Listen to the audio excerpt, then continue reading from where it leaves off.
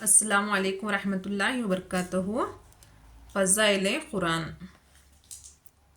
حدیث شریف میں روایت ہے، سلمان رضی اللہ کہتے ہیں، میں نے حضور صلی اللہ علیہ وسلم سے پوچھا کہ وہ 40 حدیثیں جن کے بارے میں یہ کہا ہے کہ جو ان کو یاد کر لے جنت میں داخل ہوگا، وہ کیا ہیں؟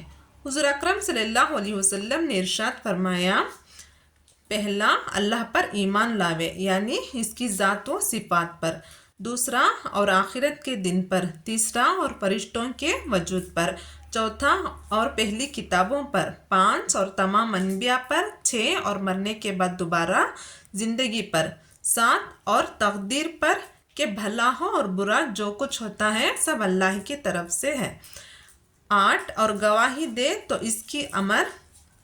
اس امر کی کہ اللہ کے سوا کوئی معبود نہیں اور حضور اکرم صلی اللہ علیہ وسلم اللہ کے سچے رسول ہیں، 9 ہر نماز کے وقت کامل وضو کر کے نماز کو قائم کرے۔ کامل وضو وہ کہلاتی ہے جس میں آداب و مستحبات کی رعایت رکھی گئی ہو، اور ہر نماز کے وقت اشارہ ہے اس بات کی طرف کہ نئی وضو ہر نماز کے لیے کرے، اگرچہ پہلے سے وضو ہو کہ یہ مستحب ہے، اور نماز کے قائم کرنے سے اس کے تمام سنن اور مستحبات کا اہتمام کرنا مراد ہے۔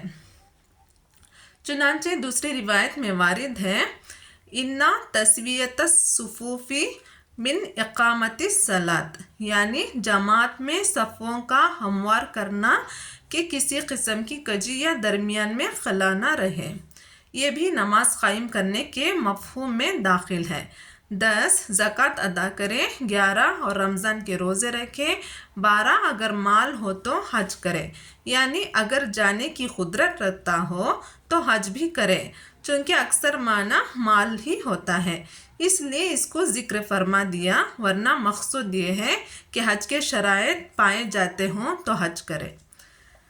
13 12 رکعت سنت مؤکدہ روزانہ ادا کریں۔ اس کی تفصیل دوسری روایت میں اس طرح آئی ہے کہ صبح سے پہلے 2 رکعت، ظہر سے قبل 4، ظہر کے بعد 2 رکعت، مغرب کے بعد 2 رکعت، عشاء کے بعد 2 رکعت۔ 14 اور وتر کو کسی رات میں نہ چھوڑیں چونکہ وہ واجب ہے اور اس کا اہتمام سنتوں سے زیادہ ہے، اس لیے اس کو تاکید لفظ سے ذکر فرمایا۔ 15 اور اللہ کے ساتھ کسی چیز کو شریک نہ کرے، 16 اور والدین کی نافرمانی نہ کرے، 18 اور ظلم سے یتیم کا مال نہ کھاوے، یعنی اگر کسی وجہ سے یتیم کا مال کھانا جائز ہو جیسا کہ بعض صورتوں میں ہوتا ہے تو مضائقہ نہیں، 18 اور شراب نہ پیے، 19 زنا نہ کرے، 20 جھوٹی قسم نہ کھاوے، 21 جھوٹی گواہی نہ دے، 22 خواہشات نفسانیہ پر عمل نہ کرے، 23 مسلمان بھائی کی غیبت نہ کرے، 24 عفیفہ عورت کو تہمت نہ لگائے، اس طرح عفیف مرد کو بھی، 25 اپنے مسلمان بھائی سے کینہ نہ رکھیں، 26 لہو و لعب میں مشغول نہ ہو، 27 تمام شائیوں میں شریک نہ ہو، 28 کسی پستہ خط کو عیب کی نیت سے ٹھگنا مت کہو، یعنی اگر کوئی عیب دار لفظ ایسا مشہور ہو گیا ہو کہ اس کے کہنے سے نائب سمجھا جاتا ہو، نائب کی نیت سے کہا جاتا ہو، جیسا کہ کسی کا نام بدھو پڑ جاوے تو مضائقہ نہیں۔ طعن کے غرض سے کسی کو ایسا کہنا جائز نہیں۔ 29 کسی کا مذاق مت اڑا۔ 30 نامسلمان کے درمیان چغلی خوری کر۔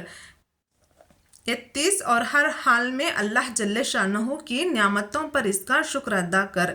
32 بلا اور مصیبت پر صبر کر۔ 33 اور اللہ کے عذاب سے بے خوف مت ہو۔ 34 اعضاء کے قطع تعلق مت کر۔ 35 بلکہ ان کے ساتھ صلح رحمی کر۔ 36 اللہ کی کسی مخلوق کو لعنت مت کر۔ 38 سبحان اللہ، الحمدللہ، لا الہ الا اللہ واللہ اکبر، ان الفاظ کا اکثر ورد رکھا کر۔ 38 جمعہ اور عیدیں میں حاضری مت چھوڑ۔ 39 اور اس بات کا یقین رکھ کہ جو کچھ تکلیف و راحت تجھے پہنچی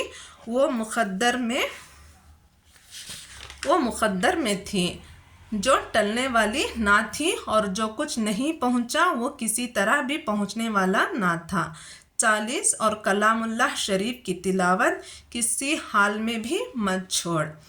سلمان رضی اللہ کہتے ہیں میں نے حضور اکرم صلی اللہ علیہ وسلم سے پوچھا کہ جو شخص اس کو یاد کر لے اس کو کیا اجر ملے گا؟ حضور صلی اللہ علیہ وسلم نے ارشاد فرمایا کہ حق سبحانہ و تقدس اس کا انبیاء اور علماء کے ساتھ حشر فرمائیں گے۔ آمین۔ اللہ تعالی ہم سب کو ان 40 حدیثوں پر عمل کرنے کی نیک توفیق عطا فرمائے۔ جزاک اللہ۔ آپ کو ہماری حدیث پسند آئی ہے تو آپ ہمارے چینل کو سبسکرائب کریں، لائک کریں اور شیئر کریں۔ شکریہ۔